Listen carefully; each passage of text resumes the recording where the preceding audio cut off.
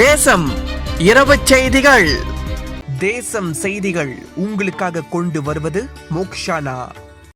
மாயிகா அதிரடி நடவடிக்கையின் எதிரொலி ஷா அலம் ஸ்ரீ மகா மாரியம்மன் ஆலயம் உடைப்படுவதிலிருந்து தற்காலிகமாக நிறுத்தப்பட்டது. மாயிகாவின் அதிரடி நடவடிக்கையின் எதிரொலியாக ஷா அலம் செக்ஷன் 11 ஸ்ரீ மகா மாரியம்மன் ஆலயம் உடைப்படுவதிலிருந்து தற்காலிகமாக நிறுத்தப்பட்டுள்ளது. இந்த 100 ஆண்டுகள் பழமை வாய்ந்த ஸ்ரீ மகா மாரியம்மன் ஆலயம் உடைப்படவிருப்பதாக அண்மை காலமாக சமூக வலைதளங்களில் மிகவும் பரபரப்பாக பேசப்பட்டு வந்தது. இந்த ஸ்ரீ மகா மாரியம்மன் ஆலய நிலம் கல்வி அமைச்சுக்கு சொந்தமானதாகும். கடந்த காலங்களில் புக்கெட் ஜெலுத்தோங் இந்துக்கள் அதிகம் வழிபட்டு வந்த இந்த ஸ்ரீ மகா மாரியம்மன் ஆலய நிலத்தை 14 நாட்களில் காலி செய்ய வேண்டும் என்று கடந்த ஜூலை 13ஆம் தேதி மத்திய அரசாங்கத்தின் ஸ்லாங்கூர் மாநில நில அலுவலகம் வழங்கியது. இந்நிலையில் ஆலய உடைப்பு விவகாரம் தொடர்பில் மாயிகா தேசிய தலைவர் தான்ஸ்ரீ சா விக்னேஸ்வரன் கல்வி அமைச்சரிடம் நடத்திய பேச்சின் வழி தற்போது இந்த ஆலய உடைப்பு பிரச்சினை சுமூகமாக தீர்க்கப்பட்டுள்ளது என்றும் ஆலய நிலத்தை பெறுவதற்கு தொடர்ந்து பேச்சு நடத்தப்படும் என்றும் ஆலய தலைவர் திரு முனியாண்டி தெரிவித்தார்.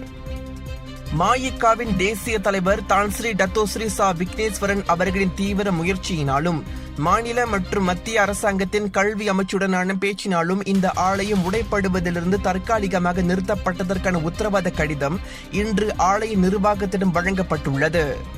கடந்த 2 வாரங்களாக ஷா அலம் செக்ஷன் 11 உள்ள இந்த ஆலயம் காப்பாற்றப்பட வேண்டும் என்று பொதுமக்கள் விடுத்த கோரிக்கை இன்று நிறைவேறியுள்ளது. இவ்விவகாரம் குறித்து மாயிகாவின் ஷா அலம் தொகுதி தலைவர் திரு எஸ் முருகவேலு தான்ஸ்ரீ டத்தோஸ்ரீ சா விக்னேஸ்வரன் அவரின் பார்வைக்கு கொண்டு சென்றார்.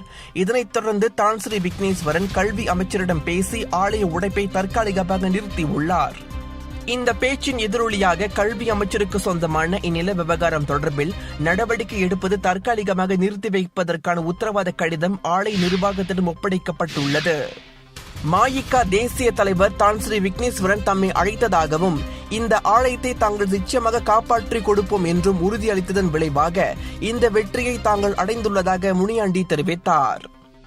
ஆலய விவகாரம் தொடர்பில் பேச்சு நடத்திய மாயிகா தேசிய தலைவர் தான்ஸ்ரீ சா விக்னேஸ்வரன் அவர்களுக்கும் திரு எஸ் முருகவேல் அவர்களுக்கும் பக்தர்களின் சார்பில் முனியாண்டி நன்றி தெரிவித்துக் கொண்டார். மலேசிய இந்து சங்கம் பினாங்கு மாநில பேரவையின் 40ஆம் ஆண்டு பொதுக்கூட்டம் டத்தோ மோகன் ஷான் சிறப்பு வருகை. பினாங்கு மாநில செய்தியாளர் மு வாக்காளைமணி. ஜாலான் பாரு அருள்மிகு ஸ்ரீ முனீஸ்வரர் ஆலய மண்டபத்தில் மலேசிய இந்து சங்கத்தின் பினாங்கு மாநில பேரவையின் 40ஆம் ஆண்டு பொதுக்கூட்டம் மிகவும் சிறப்பாக நடைபெற்றது. வருகையாளர்கள் இந்து சங்க பொறுப்பாளர்களால் திருமுறை ஓதப்பட்டு பின்பு சிறப்பு பிரமுகர்களால் திருவிளக்கு ஏற்றப்பட்டு நாட்டுப்பற்று தேசிய பாடல் பாடி கூட்டம் இனிதே தொடங்கப்பட்டது. மாநில கௌரவ செயலாளர் ப மோகன் வரவேற்புரையாற்ற அதனைத் தொடர்ந்து மாநில தலைவர் மா முனியாண்டி அவர்கள் தலைமை உரை வழங்கினார். மலேசிய இந்து சங்கத்தின் தேசிய தலைவர் மதிப்பிற்குரிய டத்தோ RS மோகன் ஷான் தலைமையில் ஆண்டு பொதுக்கூட்டம் சிறப்பாக நடத்தப்பட்டது. கோவிட்-19 நோய் பரவல் காலத்தில் சங்கம் மேற்கொண்ட பல நடவடிக்கைகள் குறித்தும் ஆலய விஷயங்களையும் சங்க செயல்பாடுகளையும் தனது உரையில் டத்தோ மோகன் ஷான் குறிப்பிட்டார். இதில் சிறப்பு பிரமுகராக மாநில முஸ்லிம் அல்லாதார் சமய சம்மேளன தலைவர் OIP சாங் வருகை தந்து சிறப்புரை ஆற்றினார். இந்த 40ஆம் ஆண்டு பொதுக்கூட்டத்திற்கு வருகை தந்த தேசிய செயற்குழு உறுப்பினர்களுக்கு சிறப்பு செய்யப்பட்டது. இந்த அழைப்பினை ஏற்று 40ஆம் ஆண்டு பொதுக்கூட்டத்திற்கு வற்றாத ஆதரவை வழங்கி வருகை தந்த ஆலய தலைவர்களுக்கும் பொது இயக்க தலைவர்களுக்கும் நினைவு சின்னம் வழங்கப்பட்டது. அதன் பிறகு ஆண்டு கூட்டம் சங்க விதிமுறைகளுக்கு உட்பட்டு நடத்தப்பட்டது. 2020-2021 ஆண்டிற்கான பொறுப்பாளர்கள் நியமனம் செய்த பிறகு சிவபுராணம் பாடி ஆண்டு பொதுக்கூட்டம் நிறைவு செய்யப்பட்டது. மலேசிய இந்து சங்கம் பினாங்கு மாநில பேரவையின் ஆண்டு பொதுக்கூட்டம் சிறப்பாக நடைபெற வேண்டும் என்ற எண்ணம் கொண்டு மண்டபம் மற்றும் மதிய உணவு வழங்கி சிறப்பித்த ஜாலான் பாரு முனீஸ்வரர் ஆலய தலைவர் மற்றும் நிர்வாக உறுப்பினர்களுக்கு மனமார்ந்த நன்றியை தெரிவித்துக் கொள்வதாக மாநில தலைவர் மா முனியாண்டி தெரிவித்தார். 150க்கும் மேற்பட்ட வருகையாளர்களுடன் 15 ஆலயங்கள் 16 பொது இயக்கங்களின் தலைவர்கள் பொறுப்பாளர்கள் கலந்து கொண்டனர். நிகழ்ச்சி நிரலை அழகுற தொகுத்து இனிமையாக பக்தி பரவசத்தோடு வழிநடத்தி சென்ற தினேஷ் வர்மனின் பங்கு இப்பொதுக்கூட்டத்திற்கு மேலும் மெருகூட்டியது என்பது குறிப்பிடத்தக்கது. அமைதியான ஆத்ம பயணத்திற்கு முறையான சடங்குகள் தேவை. இந்த முறையான இறுதி சடங்குகளுடன் நல்ல முறையில் சுருக்கத்தை தேடிச் செல்ல நிதி ஒரு சுமையாக இருக்கக்கூடாது என்பதற்காக மோக்ஷானா நிறுவனம் கொண்டு வந்துள்ள தூரநோக்கு திட்டத்தில் பங்கு பெறுங்கள். இறுதி சடங்கு காரியங்களை ஒன்றிணைந்து ஒரே குடையின் கீழ் செயல்படுத்த சம்பந்தப்பட்ட நிறுவனங்கள் வரவேற்கப்படுகின்றன. நித்திய சொர்க்கத்திற்கு அமைதியான பயணம். Mokshana. Mokshana பிவரிமன் services centre in Berhad. மேல் விவரங்களுக்கு www.mokshana.com.my இணையத்தை வலம் வரலாம். தொடர்புக்கு 03-8069144. கோவிட்-19 இன்று 21 புதிய சம்பவங்கள் பதிவு. சுகாதாரத்துறை தலைமை இயக்குனர் தகவல். கோவிட்-19 பெருந்தொற்று காரணமாக இன்று நாட்டில் 21 சம்பவங்கள் பதிவாகியுள்ளதாக சுகாதாரத்துறை தலைமை இயக்குனர் டாக்டர் நூர் இஷம் அப்துல்லா கூறினார். இந்நிலையில் 2 பேர் இன்று குணமடைந்து வீடு திரும்பியுள்ளனர். இதனால் மொத்தம் 8555 பேர் இப்பெருந்தொற்றிலிருந்து குணமடைந்துள்ளனர். நாட்டில் இன்று எந்த ஒரு மரண எண்ணிக்கையும் பதிவாகவில்லை. இதனால் மரண எண்ணிக்கை 123 உள்ளது.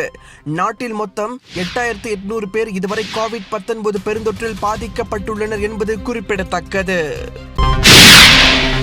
இறைவன் மீது ஆணையாக எமது தொப்புள் கொடி உறவுகளை தாழ்த்தி பேசும் நோக்கம் இல்லை. டத்தோஸ்ரீ அசீஸ் ரஹீம். பினாங்கு மாநில தேசம் செய்தியாளர் மு.வா. கலைமணி. பாலிங் நாடாளுமன்றத்தில் அதிகமான மலாய்க்காரர்களும் குறிப்பிட்ட எண்ணிக்கையில் இந்தியர்கள், சீனர்கள், சயாமியர்கள் மற்றும் பூர்வீக குடிகள் என்று அனைவரும் ஒற்றுமையாக வாழ்ந்து வருகிறோம். பாலிங் மக்களின் தேவைகளை அறிந்து பல்வேறு சமூக மேம்பாட்டு திட்டங்களையும் நடவடிக்கைகளையும் தாம் முன்னெடுத்து வருவதாக அதன் நாடாளுமன்ற உறுப்பினர் அசீஸ் ரஹீம் தெரிவித்தார். பாலிங் மாவட்ட இந்தியர்களின் தேவைகளை மாயிக்கா பாலிங் தொகுதியுடன் இணைந்து கடந்த 1998 ஆண்டு முதல் தொடர்ந்து வழங்கி வந்திருக்கிறேன்.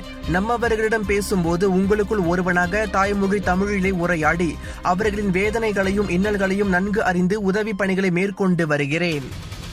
நாடாளுமன்ற விவாதத்தின் போது தாம் ஓர் இந்திய எதிர்க்கட்சி நாடாளுமன்ற உறுப்பினரை தாழ்த்தி பேசிவிட்டதாக சமூக வலைதளங்களில் சென்று முடித்து அவதூறு பரப்பி வரும் எதிர்க்கட்சி ஆதரவாளர்களின் செயல் எனக்கும் இந்திய சமூகத்தினருக்கும் உள்ள நெருக்கமான உறவை கெடுக்கும் நோக்கத்திலானது என்று டாக்டர் அசீஸ் கூறினார். ஆகவே அல்லாஹ் மீது ஆணையாக கூறுகிறேன், நான் ஒரு நாளும் எமது தொப்புள் கொடி உறவுகளை இழிவுபடுத்தும் நோக்கத்தோடு செயல்பட்டதில்லை என்று கோலாகெட்டில் மற்றும் பெக்கான் மாலாவ் வட்டாரத்தில் நிகழ்ந்த மக்கள் சந்திப்பு கூட்டங்களில் டாக்டர் அசீஸ் நிகழ்ச்சியாக தெரிவித்தார். அரசியல் காழ்ப்புணர்ச்சி கொண்டவர்கள் தமது நாடாளுமன்ற பேச்சை திசை திருப்பி இனமான உணர்வு கொண்ட தமிழர்களை வேதனைப்படுத்தும் வகையில் சித்தரிக்கப்பட்டு வந்ததை அறிந்து வருந்துகிறேன். நோக்கமில்லா எனது பேச்சு நமது வம்சாவழி தமிழ் உறவுகளை பாதித்திருந்தால் அதற்காக தாம் மனதார மன்னிப்பு கேட்டுக் கொள்வதாக அவர் சொன்னார். இந்நிகழ்வுகளில் உரையாற்றிய பாலிங் தொகுதி மாயிக்க தலைவர் செகு ராமசாமி, பாலிங் மாவட்டத்தில் இருக்கும் 18 ஆலயங்கள், 6 இடுகாடு, 10 தமிழ் பள்ளிகள் மற்றும் சமூக மேம்பாட்டிற்கு நாடாளுமன்ற உறுப்பினர் பல்வேறு உதவிகளை வழங்கி வருவதாக குறிப்பிட்டார். மாயிக்கா பாலிங் தொகுதியின் ஆலோசனையுடன் வட்டார ஆலயங்கள் மறுசீரமைப்பு, ஆலய திருப்பணிக்கு மானியம், தஞ்சோங் புத்ரி ஸ்ரீ மதுரை வீரன் ஆலயத்திற்கு நிலம், சுடுகாடுகளை வேலி அமைத்து மேம்பாடு, சமூக மண்டபம் மறுசீரமைப்பு, பிளாம் தோட்டத்தில் புதிய சமூக மண்டபம், அவசர உதவி கோரும் சமூக உதவிகள், கல்வி கட்டணம், அனைத்து 10 தமிழ் பள்ளி மாணவர்களுக்கும் பள்ளி சீருடை, சிறந்த மாணவர்களுக்கு மடிக்கணினி, மாணவர் சுற்றுலா உதவி, வறிய குடும்பத்தினரின் சவ அடக்கம், மின்சார கட்டணம், திருமணத்திற்கு அரிசி, வீட்டு வாடகை, மருத்துவ கட்டணம் என்று எண்ணிலடங்கா உதவிகளை கடந்த 10 ஆண்டுகளாக செய்து வருவதாக செகு ராமசாமி விளக்கம் தந்தார். மேலும் நம்மவர்களின் அடிப்படை தேவைகளை தொடர்ந்து சீர்படுத்த மாயிக்கா பாலிங் தொகுதி நடவடிக்கை மேற்கொண்டு வருகிறது.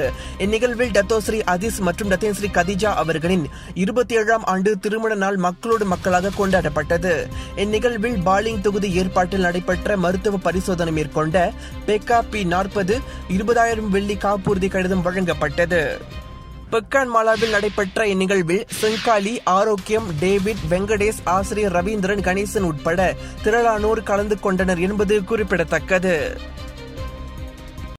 தேசம் இணைய ஊடகத்தில் உங்கள் வட்டார செய்திகள், பொது செய்திகள், சமூக பிரச்சனை செய்திகள், இயக்கம், பொது அமைப்பு, அரசியல் செய்திகள் இடம்பெற வேண்டுமா? இந்த செய்திகளை விரைந்து 01368694205 என்ற தேசம் ஊடக கைபேசி எண்ணுக்கு படங்களுடன் வாட்ஸ்அப் செய்யுங்கள். தேசம் ஊடகம் பல்வேறு செய்திகளை உடனுக்குடன் வழங்குவதில் முதலிடம் வகிக்கிறது. தேசம் டிவி மலேசியா www.desamforyou.com, தேசம் டிவி மலேசியா ஃபேஸ்புக், தேசம் டிவி இன்ஸ்டாகிராம், தேசம் டிவி ட்விட்டர் ஆகியவற்றில் எங்களை பின்தொடரலாம். தேசம் இந்திய செய்திச்சாரல். திருப்பதி ஏழுமலையான் கோவில் அர்ச்சகர் கொரோனா வால் பலி. திருப்பதி ஏழுமலையான் கோவில் அர்ச்சகர் கொரோனா தொற்றால் பலியாகிய சம்பவம் பெரும் அதிர்ச்சியை ஏற்படுத்தியுள்ளது. ஆந்திர மாநிலம் திருப்பதி ஏழுமலையான் கோவில் ஜூன் மாதம் சில கட்டுப்பாடுகளுடன் திறக்கப்பட்டது. பிறகு கொரோனா எண்ணிக்கையும் அதிகமானது. இந்நிலையில் அர்ச்சகர் சீனிவாசமூர்த்தி வயது 75 கொரோனா தொற்று காரணமாக மருத்துவமனையில் சிகிச்சை பெற்று வந்த நிலையில் அவர் சிகிச்சை பலனளிக்காமல் உயிரிழந்ததாக தகவல்கள் வெளியாகியுள்ளது. தொகுப்பாளினி ஆனார் திரைப்பட நடிகை ரம்யா நம்பீசன். ராமன் தேடிய சீதை, குள்ளநரி கூட்டம், சேதுபதி போன்ற திரைப்படங்களில் நடித்த நடிகை ரம்யா நம்பீசன் தொகுப்பாளினி ஆகியுள்ளார். கொரோனா காரணமாக வீட்டில் முடங்கி இருக்கும் நடிகை ரம்யா நம்பீசன் புதிதாக யூடியூப் சேனலை தொடங்கி நடத்தி வருகிறார். இந்நிலையில் அஸ்தமன குறிப்புகள் என்ற இணையதள நிகழ்ச்சியை தொகுத்து வழங்குகிறார். இந்த நிகழ்ச்சியை இயக்குனர் பத்ரி வெங்கடேஷ் எழுதி இயக்குகிறார் என்பது குறிப்பிடத்தக்கது. தேசம் ஊடகத்தில் விளம்பரம் செய்ய வேண்டுமா? தேசம் TV Malaysia YouTube channel, www.desamforyou.com portal, தேசம் டிவி மலேசியா ஃபேஸ்புக், தேசம் டிவி இன்ஸ்டாகிராம் உள்ளிட்ட தேசம் ஊடகங்களில் குறைந்த விலையில் விளம்பரம் செய்ய விரும்புகிறவர்கள் 0168694205 என்ற எண்ணில் தொடர்பு கொள்ளலாம். நான் விரைவில் அரசியலுக்கு வருவேன். நடிகை வரலட்சுமி சரத்குமார் பேச்சு. நல்ல கதையம்சம் கொண்ட திரைப்படங்களையும் கதாபாத்திரங்களையும் தேர்வு செய்து நடிப்பவர் நடிகை வரலட்சுமி சரத்குமார். இவரின் நடிப்பில் டேனி திரைப்படம் G5 தளத்தில் ஆகஸ்ட் 1 வெளியாக உள்ளது. இந்நிலையில் இந்த திரைப்படத்தில் ஒரு போலீஸ் அதிகாரியாக கொலையை கண்டுபிடிப்பதாக நடித்துள்ளதாக அவர் தெரிவித்தார். மேலும் பேசுகையில், நான் நிச்சயமாக அரசியலுக்கு வருவேன். என் அப்பா கட்சியில் நான் இணைய மாட்டேன் என்று நடிகை வரலட்சுமி சரத்குமார் திட்டவட்டமாக தெரிவித்தார். தேசம் கலைஞர் களம். மண்ணின் மைந்தர்களின் சாதனைகள் 30 ஆண்டுகளில் அபரீத வளர்ச்சியை அடைந்துள்ளது என்பதற்கு நடிப்பில் அசத்தும் கலைஞர்கள், இயக்கத்தில் மிளரும் கலைஞர்கள், இசையில் புயலாய் வீறு கொண்ட கலைஞர்கள் தக்க சான்று.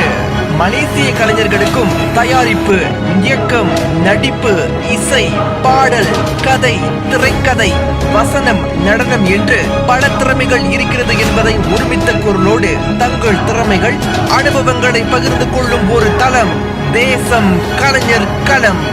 காணத் தவறாதீர்கள்.